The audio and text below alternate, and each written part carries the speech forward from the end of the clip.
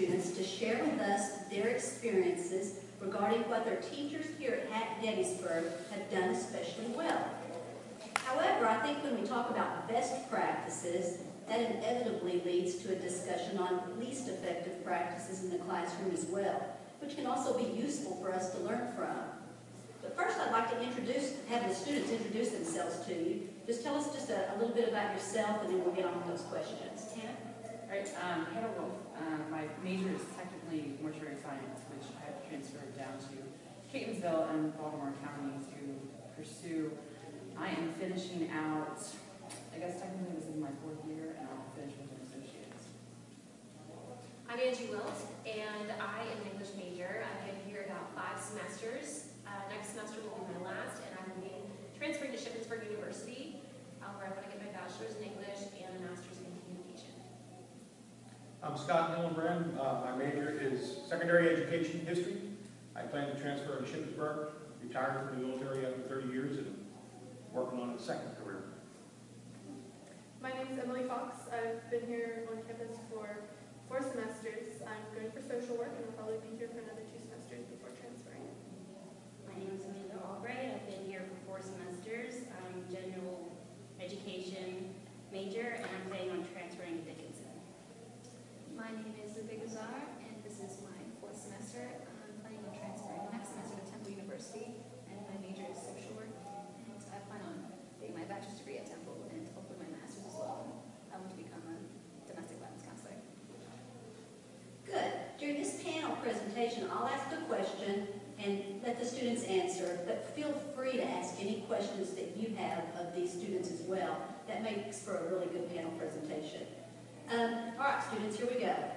First of all, what makes for you a great college course in general? In other words, as you're looking back on your past semesters, what makes you feel compelled to tell other students, that was a great class, you should definitely consider taking it? Okay, I'll start. I think the professors are the key. For instance, I'm taking a class this semester online that I love the professor. Great professor, make sure that we have all the information that we need to have in abundance. The subject, I hate. So, I will work hard for him because I know that he's putting a lot of time and effort into making the experience good for us. When you have a professor that genuinely cares about your learning experience in their classroom and as you as a person, not just a face in their class, that makes a huge impact. I will and have actually recommended classes based on the professor as opposed to the subject matter. And the instructor being super enthusiastic helps as well. That's what I definitely recommend to other classmates of mine, professors. If they're super enthusiastic and, I don't know, just really enjoy, even if this class itself isn't very interesting, just the professor caring and being really energetic and really loving what he teaches, I think that helps tremendously.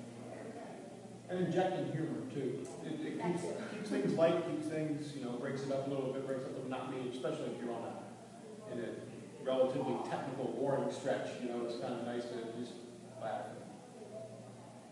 But I agree with you, professors are key. And it depends on the subject too, but if it really helps if the teacher double checks with the students every now and then to make sure that the students are keeping up with them.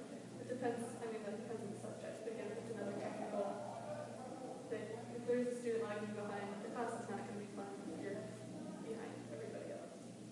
Well, I think it's partly the student's responsibility to go to the professor for that because, they have hundreds of students and we're just one person. But I think another, yeah. And I think another part is the workload.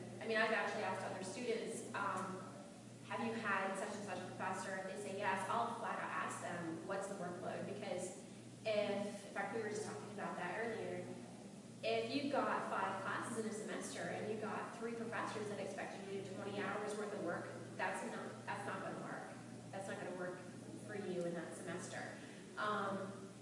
So when you have an average workload, and by that I mean between 5 and 7 hours a week per class, that's not horrible. But if you have a more demanding class that says, say maybe you have to do 15 to 20 hours per week to keep up in that class, that's going to determine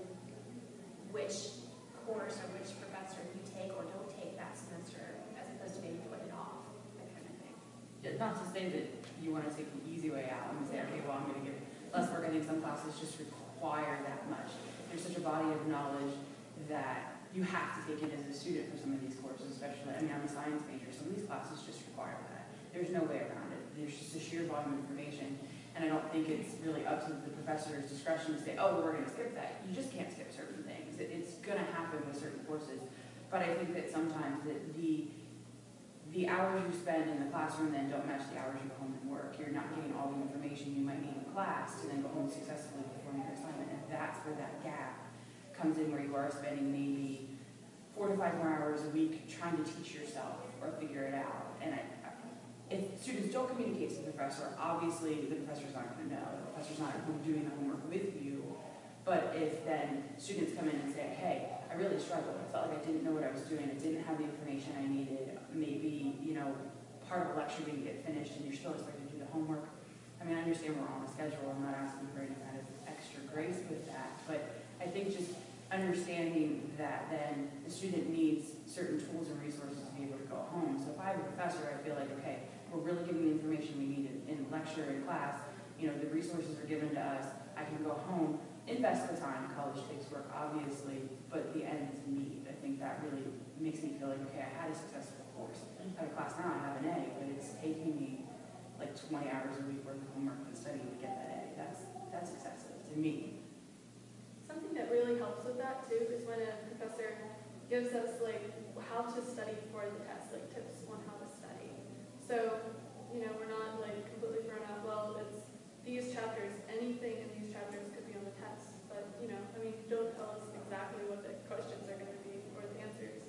But, some idea of how to direct us in studying for that would help. And I think as students sometimes we take that for granted.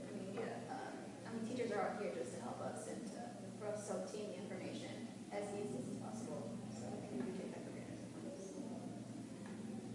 Ready for a second question? Does anybody have any questions of the students yet? Yeah, I agree. Okay. Try to think back when you took your very first course here and you walked into class and the professor said, in order to be successful in this class, you're going to have to spend at least 5 hours a week outside of class to accomplish it. Did you believe that? Did y'all get that on the tape?